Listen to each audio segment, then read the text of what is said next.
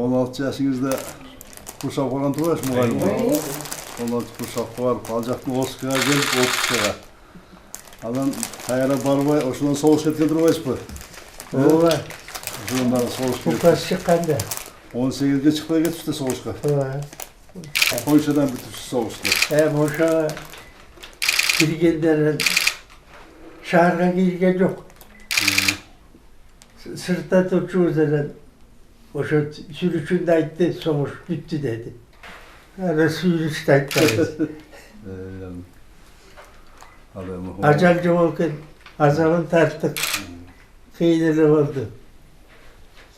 Ayrıca bu 42. yıllarda yengem oldu. Yengem oldu. Salamatlı olun, cak durun. İçinden solukları sıyın, uzun uzun daha baktın ömür versin. Böyle bir evkiniz daha çoluk alık olsun.